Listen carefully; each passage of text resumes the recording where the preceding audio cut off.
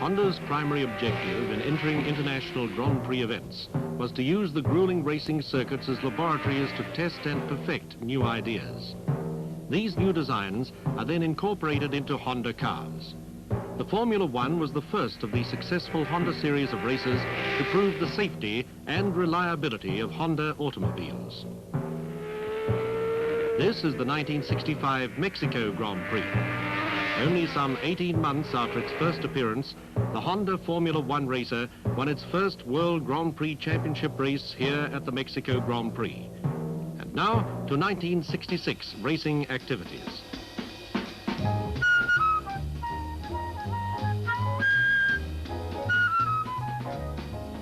What are the limits of a 1000cc engine? Honda decided to find out during the 1966 Formula 2 races. The racer is powered by a 4-cylinder double overhead camshaft engine newly developed by Honda. It incorporates numerous original Honda design ideas. The engine is mounted in a Brabham chassis.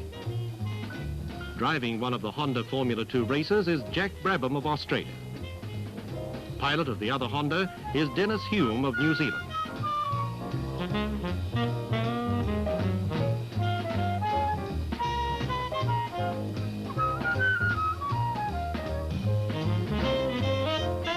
The world's top drivers and racers such as the Cooper, BRM, Lotus and Buttra supplied the competition in the 1966 Formula 2 series.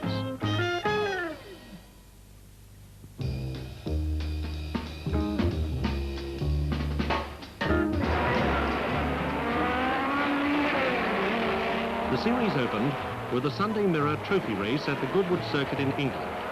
Some 50,000 spectators saw the Honda racers take the lead from the start, running away from even the world's top drivers such as Jim Clark and Graham Hill. It was a Honda show all the way, with Jack Brabham crossing the finish line barely ahead of Dennis Hume. Both had record times. Honda was the car to beat from the very first race.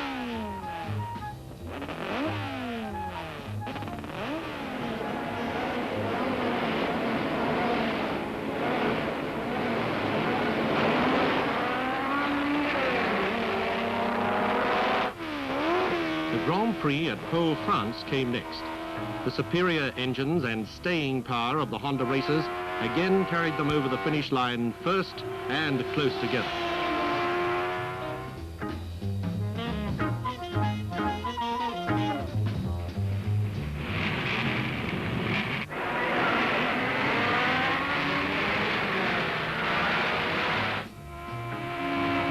The pair of Hondas are tuned to perfection for the third contest at the Solder circuit in Belgium. They so overwhelmed the competition that the drivers didn't even have to go all out. The Honda formation was now established as the star attraction at Formula 2 races.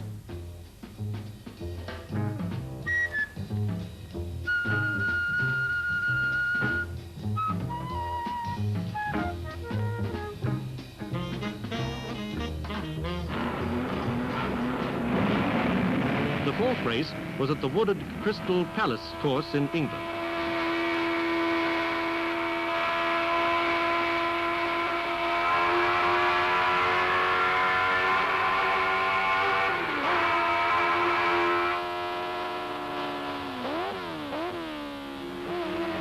As the checkered flag came down, the Honda Formula 2s were far ahead of the third-place men and the rest of the pack.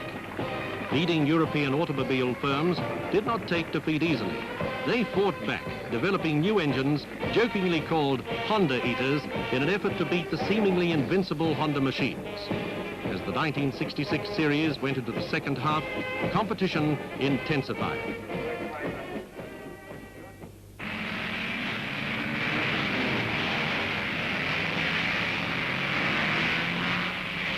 The fifth race at the Reims circuit in France.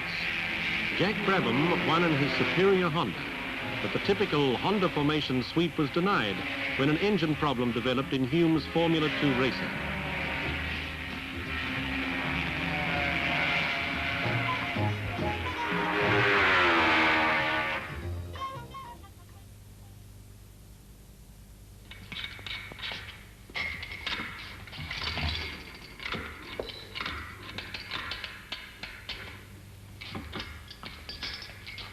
The sixth race was at the Rouen circuit. This time, Dennis Hume captured the laurels for Honda, but a costly spin compelled Brabham to retire after he'd set a new lap record. Victory was still there, but the brilliance of the Honda formation was missing. What do you think of the Honda engine? Honda were able to do sufficient technical development on the engine, and the engine's gone extremely well, and I don't think we've ever had engines before that have gone so well.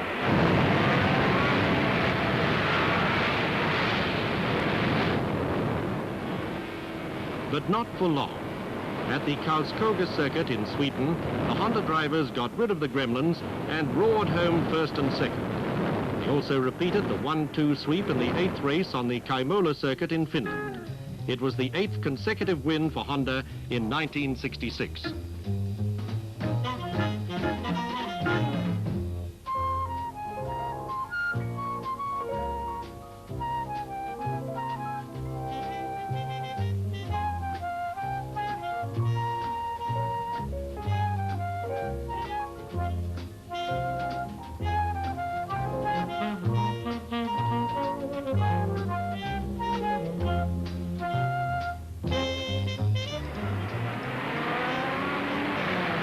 Next was the Vendée Grand Prix in France, and the competition was becoming closer and closer with only 4 races left on the sporting calendar.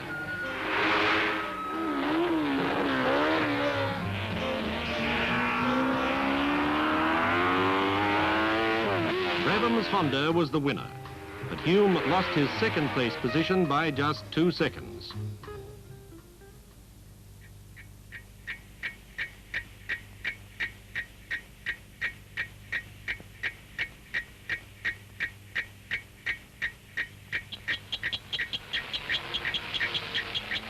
On to famous Le Mans for the 10th race of the season.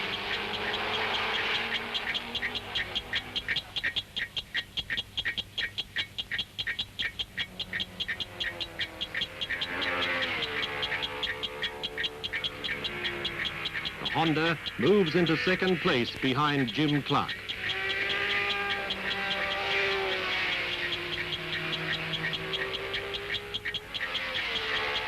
And now it's in front.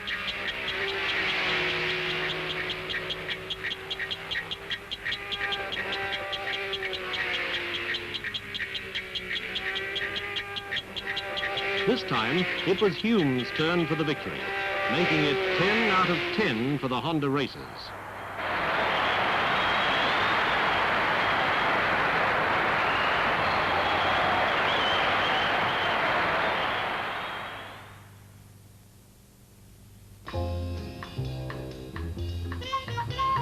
Next, to the last event, the Albi Grand Prix.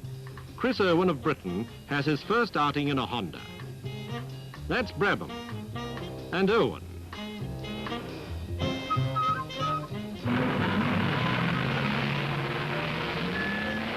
The pace is fast and the competition close. At the finish, Brabham is first and Irwin, in the other Honda, is third.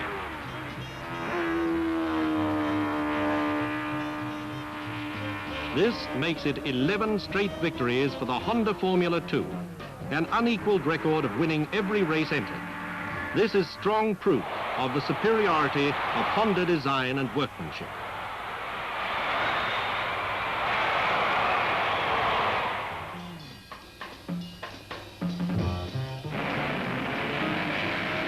Last race of the 1966 season, Brands Hatch in England, was a letdown for the Honda team.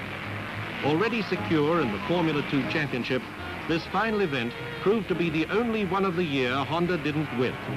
Jack Brabham was forced into second place when delayed by a lap slower car. Jack had led for 25 of the 40 laps and set a new lap record. But the fortunes of racing denied him victory. Well, this year, I think the thing that's won it for us is, apart from reliability, the engine is very, very strong in very, very good torque characteristics, and this pulls us away from corners quite rapidly. And although there hasn't been a great deal of difference in top speed, we have actually been able to pull away from the other cars in acceleration.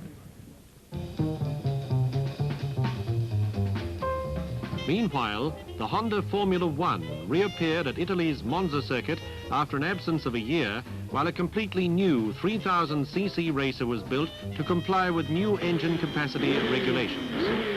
Racing enthusiasts were astonished by the mighty Formula One racer made completely by Honda with Honda-developed components, including an engine exceeding 400 horsepower. The 12-cylinder engine features fuel injection, 90-degree V-type cylinders, and a powerful double overhead cam design. At the Italian Grand Prix on September the 4th, the new Honda Formula One set the pace among the leaders, performing superbly. Driver Richie Ginther in second place on the 18th lap. Unhappily, a tyre failure forced him out of the race.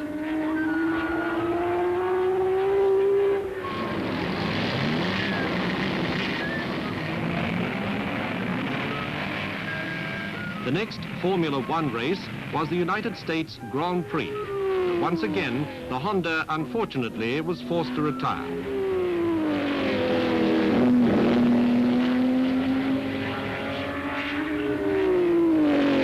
October the 23rd saw a new Honda formation. This was two Formula Ones in the Mexican Grand Prix. Richie Ginther established a new lap record. The engines proved not to be in peak condition. After a good start, they finished 4th and 8th. This good Formula One placing, however, promises more glory for Honda during the 1967 season. The designs tested in these racing course laboratories today become the improvements incorporated in all Honda products tomorrow. Honda bases its claim to superior performance and safety on machines already tested, retested, and tested yet again under the most grueling conditions on Earth.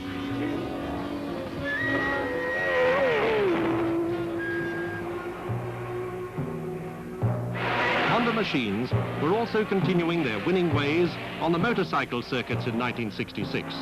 Honda motorcycles won the Manufacturers' Championship in all 5 solo classes during the World Grand Prix Series.